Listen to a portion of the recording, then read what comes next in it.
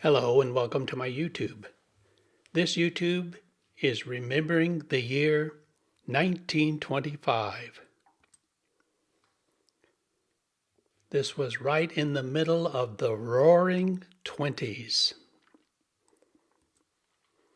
Calvin Coolidge was president. His nickname was Silent Cal. He didn't speak much. On January 27th through the 1st of February, the 1925 serum run to Nome, Alaska, known as the Great Race of Mercy, relays diphtheria antitoxin by dog sled across Alaska to combat an epidemic. This was a total of 674 miles, and it took them 6 days to get the serum there. February 21st, the first issue of the New Yorker magazine is published. On March 4th, Calvin Coolidge becomes the first president of the United States to have his inauguration broadcast on radio. On March 18th, the tri-state tornado rampages through Missouri, Illinois, and Indiana, killing 695 people and injuring 2,027. The storm's damage path is 235 miles long, hence the name Tri-State. This tornado started in Missouri and stayed on the ground all the way across Missouri, stayed on the ground completely across Illinois, and stayed on the ground into the state of Indiana. It crossed 3 states. Unbelievable for a tornado to stay on the ground that long. On March 21st, Tennessee Governor Austin Peay signs the Butler Act, which prohibits the teaching of evolution in the state's public schools. On April 10th, F. Scott Fitzgerald publishes his novel, The Great Gatsby. On June 6th, the Chrysler Corporation is formed.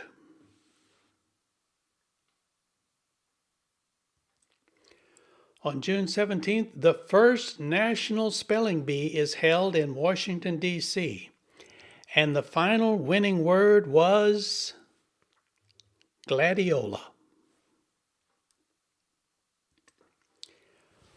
On July 10th through the 21st, the Scopes trial, better known as the Scopes Monkey Trial in Dayton, Tennessee. John Scopes was a young high school science teacher, and he is accused of assigning a reading from a state-mandated textbook on Darwinian evolution, which was in violation of Tennessee state law. He is found guilty and he's fined $100, though the verdict is later overturned on a technicality. This trial makes explicit the fundamentalist versus evolutionist controversy within the Presbyterian Church in the United States. William Jennings Bryan was there for the prosecution. And by the way, he died 5 days after the trial. And for the defense was the liberal lawyer, the great Clarence Darrow. Many would have considered this the trial of the century. By the way, there are 2 movies, both called Inherit the Wind, that do a wonderful job of explaining what this trial was all about. Great acting. They are both available for free in their entirety on YouTube. On September 3rd, the Navy dirigible Shenandoah breaks up in a squall line over Ohio en route to St. Louis, and all 14 of the crewmen are killed. On November 11th, the city of Chicago renames Municipal Grant Park Stadium, and it's named Soldiers Field in honor of the U.S. soldiers killed in combat during World War I. On November 28th, the weekly country music radio program Grand Ole Opry is first broadcast on WSM radio in Nashville, Tennessee. Its name at that time was the WSM Barn Dance.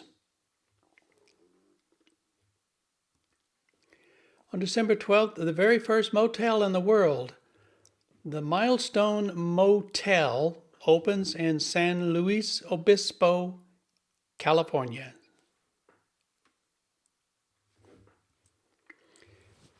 In March, New York City becomes the largest city in the world, taking the lead from London, England.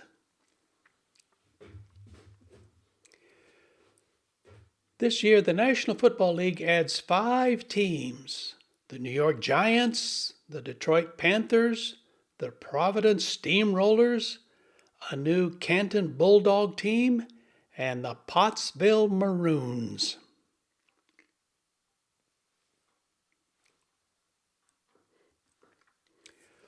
Who was born in 1925? Many of you are going to recognize most of these names. You youngsters, not so much. The actor Lee Van Cleef. And here I've chosen to picture him in the spaghetti westerns, A Fistful of Dollars and For a Few Dollars More. The very fine actor Paul Newman, born in 1925. The actor George Kennedy.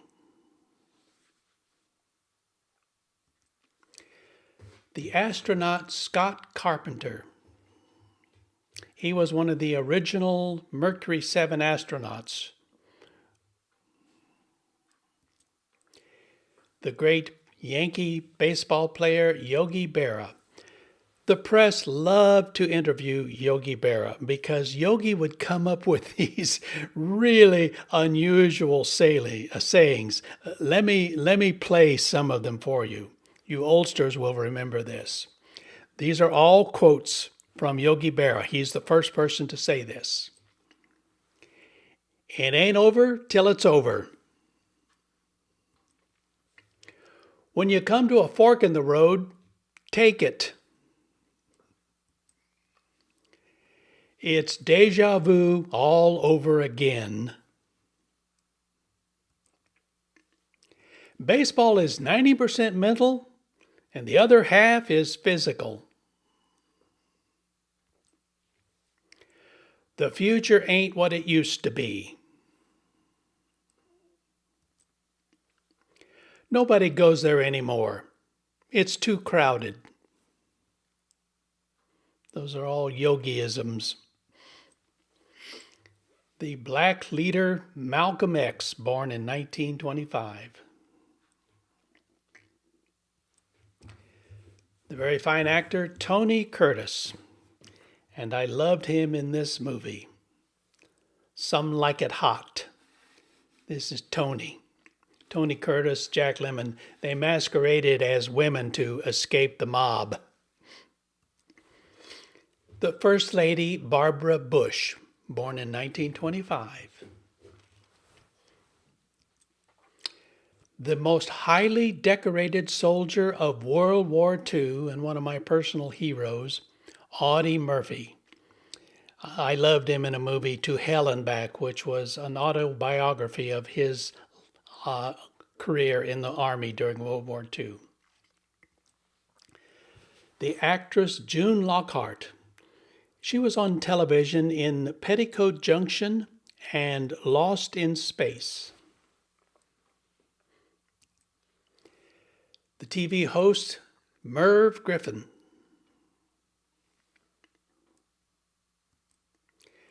The rock and roll singer, Bill Haley. Bill Haley in the comments. Here's his big hits: Rock Around the Clock, See Ya Later Alligator, and Shake, Rattle, and Roll. All you oldsters will remember all of those. The actress Gloria DeHaven.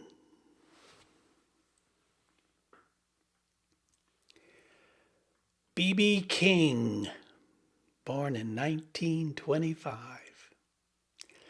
My first electric guitar looked just like this. It was black and white with a cutaway. Brings back memories. The very fine singer Marty Robbins, who had the big hit El Paso. Johnny Carson needs no introduction. The actor Rock Hudson, born in 1925. Robert F. Kennedy, the Attorney General of the United States and the brother of President John F. Kennedy. Sammy Davis Jr., actor, singer. The actor Dick Van Dyke.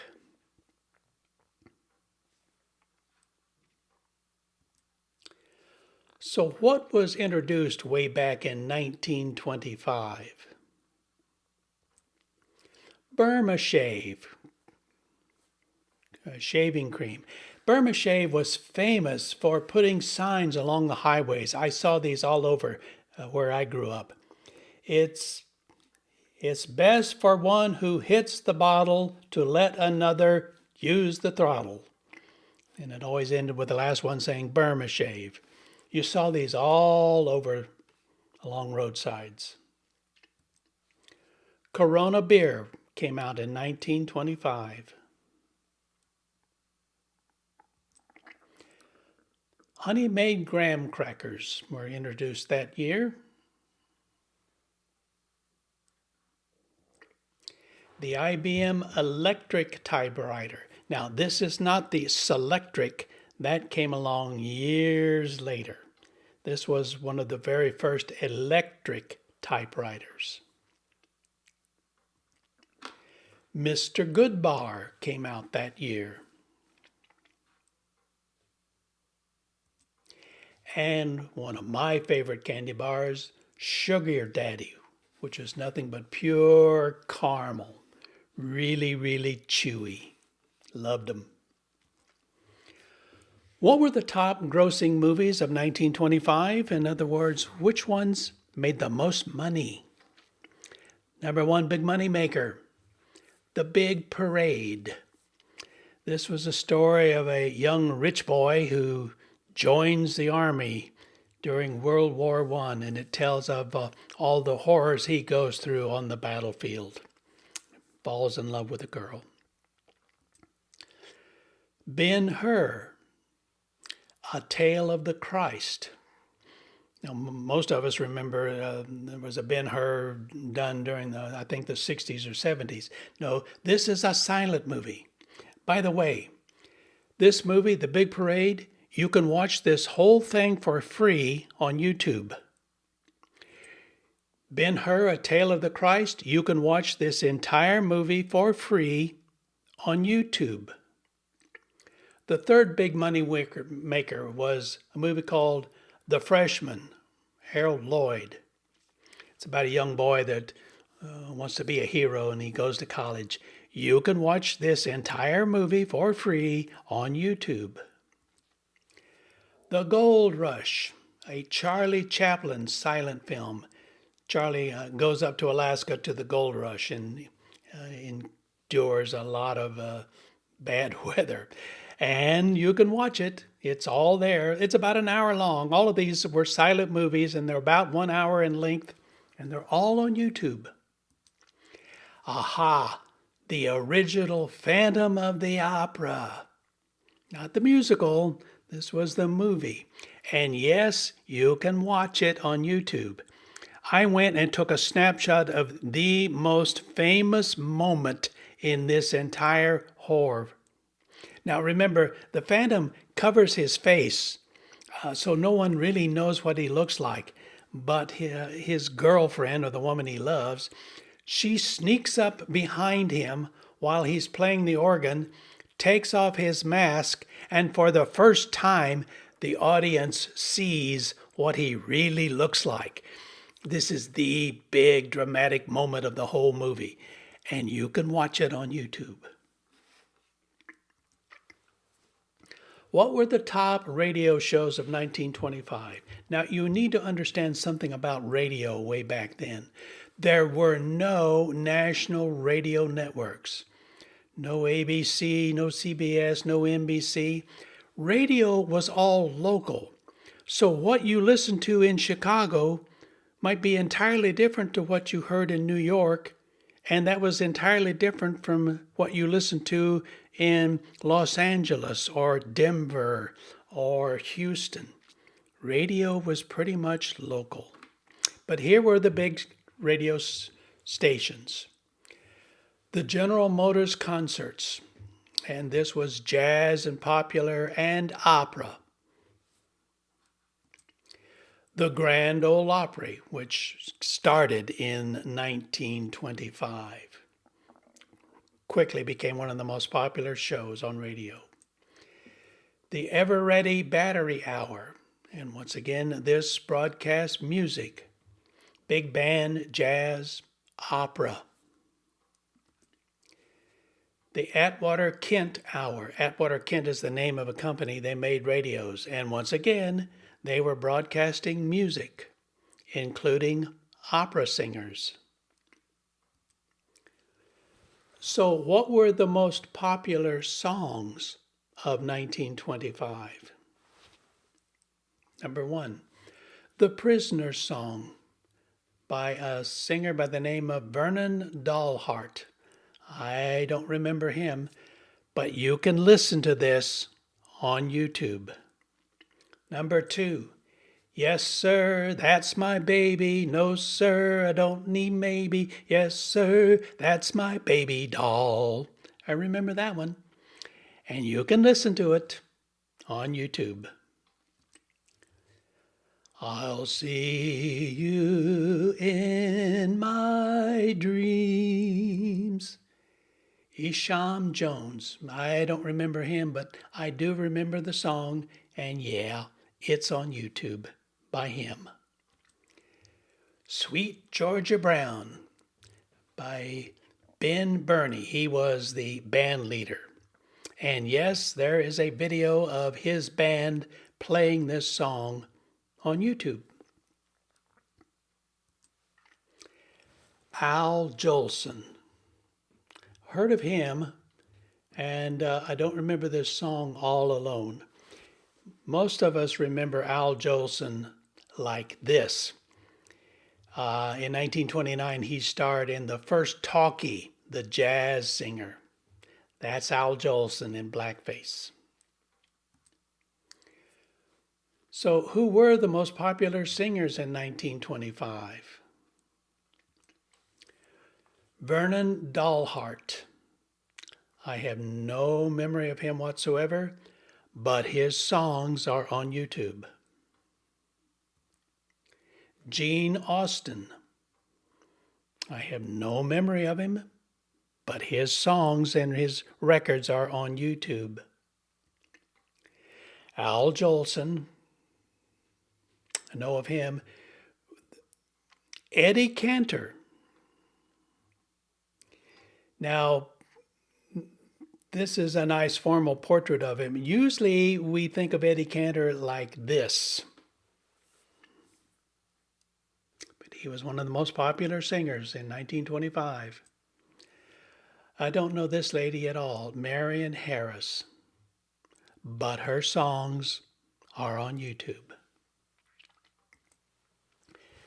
The average annual salary in 1925 was $5,425. I know what you're thinking. $5,000, that's terrible. That's nothing. Oh, yeah? Let me convert that into today's dollars, my friends. That would be $96,190. That is way more than the average salary anywhere in the United States right now. Depending upon where you live, if you live in Arkansas, the average salary is $50,000. If you live in Massachusetts or New York, the average salary is $80,000. So this was a really, really good salary. This was way more than anybody makes today. Now you know why they called them the Roaring Twenties, because it was a very prosperous time in America. The cost of a new car was $1,000, and you're looking at a brand new 1925 Ford. In our dollars, that would have been a $17,730 car. That's pretty cheap because the average car in America right now is somewhere around $38,000. The cost of a new home in 1925 was $7,500. Converting that to our dollars today, that house would have sold for $132,982. And you're looking at a 1925 house. A gallon of gas costs 21 cents. I mean, that sounds really, really, really cheap, right? Not really. That would be $3.72 in today's dollars. I bought gas earlier this week and I paid $2.66. So gas was more expensive than it is right now. This is what women's fashions look like in 1925.